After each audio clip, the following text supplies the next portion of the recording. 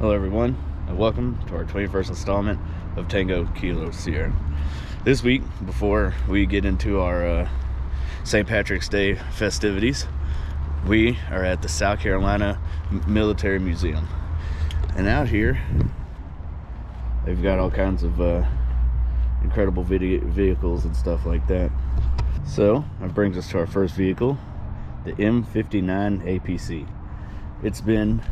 It was in service from 1954 to 1960. So this would have been a Vietnam era machine. That brings us to our next one, our M42 howitzer. The size of that gun. I was in the Marine Corps. I was a 0341 infantry mortarman. Shot 81 millimeters. It was a great time. The best worst time of my life, at least. Got the forks there. They set those down into the ground when the cannon fires, which is you got to imagine how big of a round that would shoot. That'd probably obliterate Williams-Brice Stadium back there. But man, what a cannon. It's beautiful. It says it was in service from 52 to 72. Got this got two guns on it. Pretty cool. We've got our M114 CRV, was in service from 62 to 73. Got an awesome 50 caliber machine gun up there.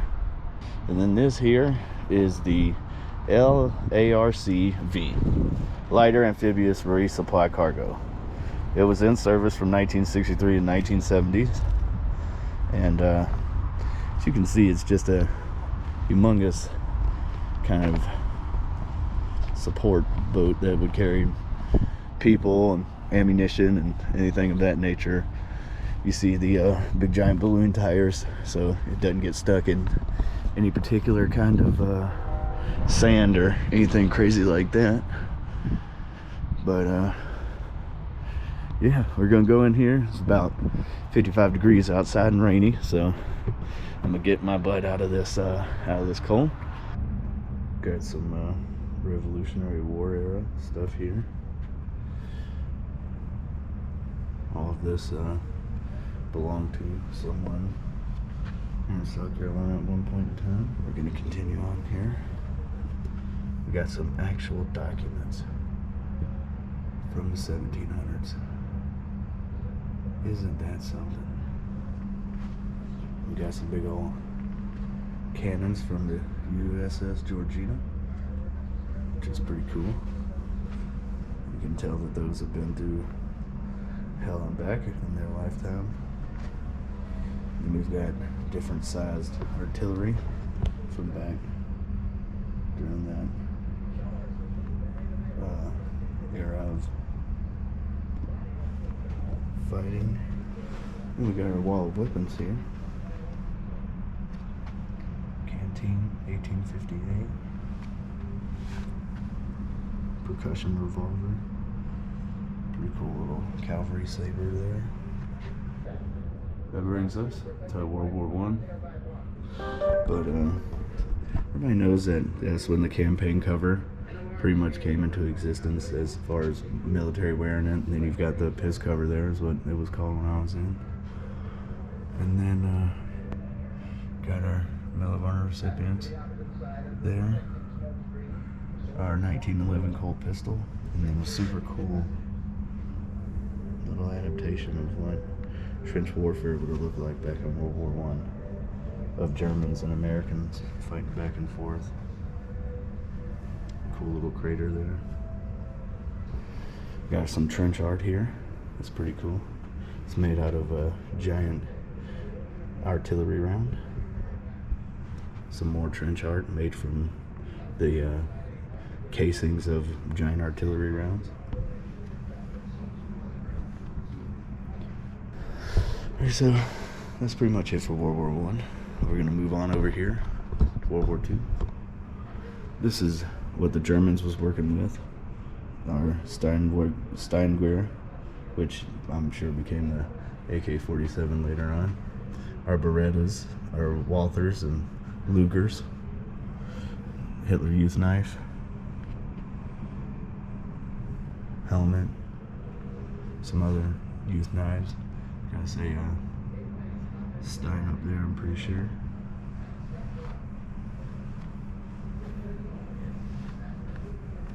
And this 1918 M1A Browning automatic rifle and or a BAR. And we've got what we were fighting with in World War II. Got your Thompson up there, and then your M1 Grand there. That was pretty much what we were working with, you know. I mean, that automatic rifle right there would have been a game changer, you know. And you would think we were still fighting with wooden stocked weapons. It, you know, that'd have been a pretty crazy time to have grown up in and, you know, served in the military there. We're still here with World War II. This is what the Japanese had as a Marine. That's who we were fighting in Guadalcanal and Peleliu and places of that nature, was the Japanese out in the Pacific. We got our Cold War prototype weapons. 40mm grenade launcher. It's pretty scary. And then I'm pretty sure that is the grenade launcher, 40mm. Then we got another 40mm grenade launcher there. Got a prototype of an assault rifle that eventually looks exactly like what the M16 would have looked like. Then you got your 40mm launcher there.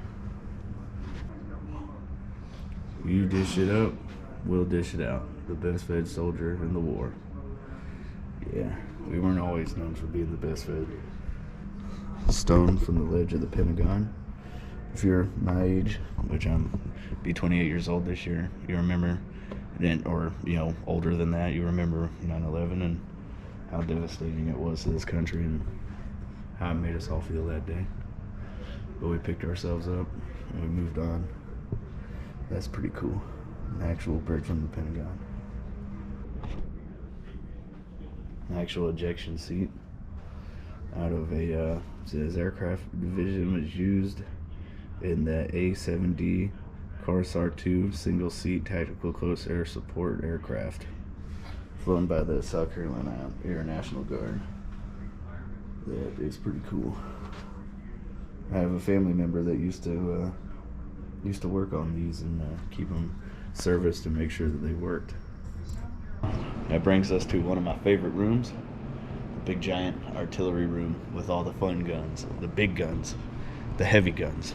We've got our 6-pounder Fortress gun. Well, you'd have to put some major chocks behind those wheels. Take you a stick, light the top, boom. Then we got a Spanish 18-pounder long gun. Boy, oh boy, I'd hate to be on the business end of that. Then you got a Cohorn mortar. That's what I would have been using if I'd have been around from 1838 to 1900. That's it's pretty cool. Said it was designed and developed by in the 17th century by a Dutch engineer. They were used in the Revolutionary War, the Mexican War, and both by the U.S. Army and the Confederate Army during the Civil War. So that would have been my choice of cannon back in that day. We got us a big old giant, some kind of bomb there. Let's see what it says on the tail. Super caliber 279mm high explosive, which is what HE stands for. That's pretty cool. And we got the M28 Davy Crockett nuclear weapon system. That's what it would have looked like loaded back then. Davy Crockett nuclear weapon system, huh? That's pretty cool. And we all know this big beautiful girl. Seen her in many movies and things of that nature. It is the M1905 field gun, and this was in service during World War I and things of that nature. It weighs 2,500 pounds, and it was in service from 1902 to 1920. It's a big old gun. That's what his cartridges would have held. And we got our however you pronounce that word. Amphibious L20. This was an indirect fire for support gun. Weighs 1,797 pounds. It was in service from 1916 to 1918. Probably because it weighs so much. And it's hard to maneuver. In warfare, you have to be able to maneuver pretty well. You know that. So you gotta make sure your guns maneuver as well. Then we got the 1897 A4 field gun here. That was in service from 1897 to 1950 and weighs 3,400 pounds. Jeez. That's a big boy. Then we've got, that's pretty cool, cut a bomb in half there.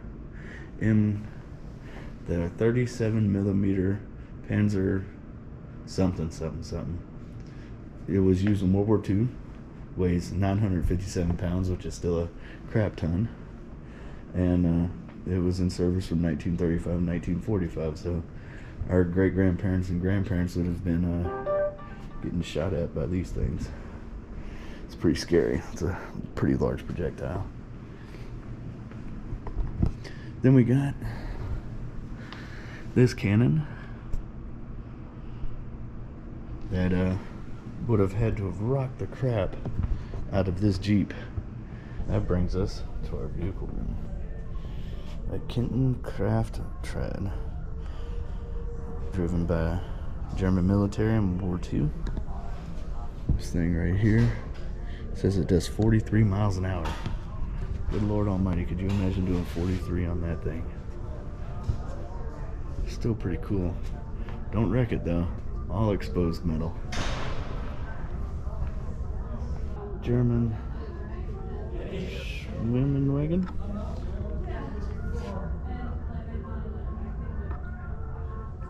That's pretty cool. Wonder how fast this one went. It says it went 50 miles an hour. And it was manufactured by Volkswagen. How cool is that? U.S. Army H-13B helicopter. Went 92 miles an hour. And it was the first one off the production line according to its little tag there. How cool is that? Can you imagine being up in the sky in that thing? Ford GPW Jeep, 145, was a World War II era vehicle. Great shape they've kept this in. Look at that rag top. The M3A2 half-track. World War II and the Korean War is what it was used in. Weighed a whopping 17,500 pounds. Good Lord. Giant 50 caliber machine gun. Beautiful 50 cal. You got your tracks here on the back.